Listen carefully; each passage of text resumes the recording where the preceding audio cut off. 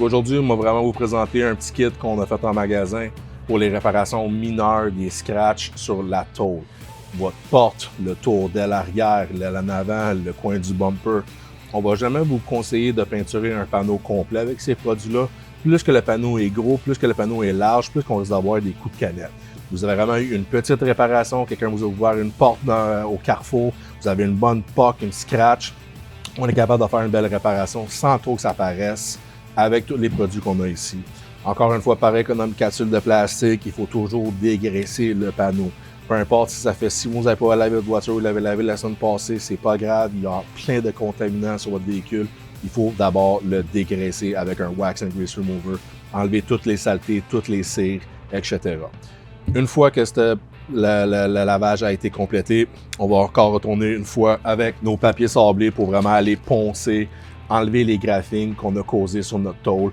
Les kits vont vraiment être faits sur mesure. Fait que si vous avez des graphings mineurs, jamais on va vous proposer des grains trop élevés. Faites référence à notre capsule de papier sablé pour voir les différences. Et en magasin, on va vraiment vous vendre les papiers sablés que vous avez besoin pour faire la job, pas plus ni moins. Une fois que la zone de réparation elle est bien sablée, qu'on ne voit plus les graphings et surtout qu'on les sente plus, ça se peut qu'on ait besoin de mettre du mastic. Encore une fois, venez en magasin, on va vous référer au bon produit si vous en avez besoin. Si la réparation elle est bien sablée, qu'on n'a pas besoin de mastic, qu'on est prêt à appliquer notre primer, encore une fois, on va relaver le tout avec notre solvant de lavage final.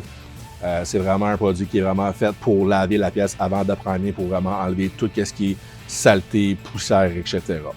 Si sur le métal, quand vous avez sablé, vous avez poncé, qu'on a passé à travers de la peinture et du primer, le terme en carrosserie que tout le monde va utiliser, c'est le terme défoncer. Si on a défoncé le coin de la porte au plein milieu du panneau et qu'on voit la tôle à nu, l'effet métal de votre panneau, c'est très important pour pas que ça rouille de mettre un bon primer. Les bons primers pour le métal, c'est tous les primers qui vont avoir le mot soit etch, le mot zinc, le mot époxy. C'est 3 primers complètement différents, mais en gros, leur job, ça sert à protéger votre métal. Si vous mettez un primer bâtisseur sur la tôle à nu, ce primer-là va offrir beaucoup moins de protection qu'un primer chimiquement parlant qui a du etch ou du zinc à l'intérieur pour venir protéger votre tôle. Ce produit-là ici qu'on conseille en magasin, c'est un mélange, on dirait, parfait entre les deux. C'est pas une canette juste de zinc qui va juste sceller la tôle, et c'est pas un primer bâtisseur qui va juste gonfler. Le mot Etch Primer Filler sert littéralement à un mix des deux. Si on n'a pas besoin de mettre beaucoup de mastic, on a juste défoncé un petit coin sur la raison de réparation, on peut venir encore une fois juste secouer la canette, on applique 3 couches de primer, 10-15 minutes entre vos couches. Laissez ça sécher une bonne heure, heure et demie ou le lendemain, il n'y a aucun stress. Au moins, votre zone va être protégée, la rouille ne commencera plus. C'est sûr, si vous avez encore de la rouille présente, des taches noires, des choses comme ça, on va vous en parler dans notre zone de capsule de rouille. Inquiétez-vous pas, on est là pour vous. Une fois que la zone de réparation elle est primée, qu'elle est belle, qu'on est content de notre finition, on va encore une fois retourner avec nos papiers de sablé pour venir avoir une adhésion mécanique pour notre peinture. Une fois que c'est tout bien sablé, encore une fois, on va venir relaver notre zone de surface. On ne peut jamais trop laver le véhicule. Chaque fois qu'on va venir sabler ou toucher le panneau avant d'appliquer un autre produit, il faut venir le laver. Il y a trop de contaminants dans les airs. Quelqu'un peut passer à côté de vous en train de passer un silicone, en train de passer du Armor All sur les pneus. C'est tous des contaminants. Fait qu'on va essayer de s'aider en lavant la zone de réparation quasiment entre chaque étape.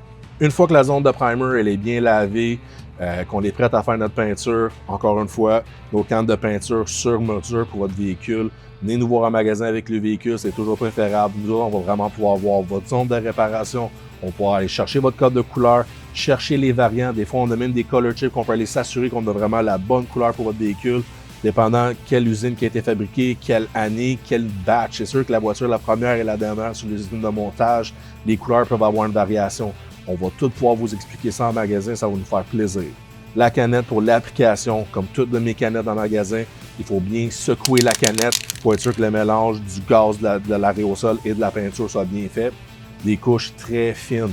Ça ne sert à rien de penser que je vais cacher ça en une couche, ça va être plus rapide. Non, vous allez littéralement scraper la job, il va tout falloir recommencer.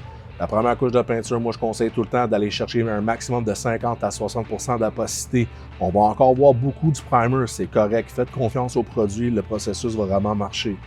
2 à 3 couches après, 3 couches totales, 10-15 minutes entre vos couches. La zone de réparation devrait être couverte à 100%. Le fini devrait être super beau, pas trop granuleux non plus. Une fois que la dernière couche de peinture elle est faite, environ 1 heure, 1 heure et demie après, on est prêt à faire notre vernis. Encore une fois, pareil comme on parlait dans notre capsule de vernis plus tôt, on a vraiment des clears acryliques 1K pour des zones de réparation dans le style bon beau pas cher, versus notre gamme de clear très haut de gamme, pareil comme mon fusil avec l'activateur à l'intérieur. Que ce soit mon 1K ou mon 2K, on va toujours conseiller de 3 couches, 10-15 minutes encore une fois entre les couches. Il faut la laisser sécher au moins une couple d'heures avant d'aller jouer avec la pièce.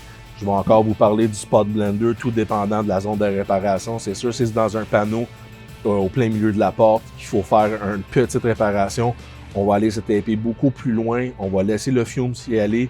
Le spot blender va vraiment faire fusionner le nouveau clear avec l'ancien sans que ça fasse l'effet de couper carré. Quand on fait une zone de réparation, il faut toujours aller plus grand. Encore une fois, en magasin, on va vraiment vous dire ce que vous avez besoin dépendant de la zone de réparation.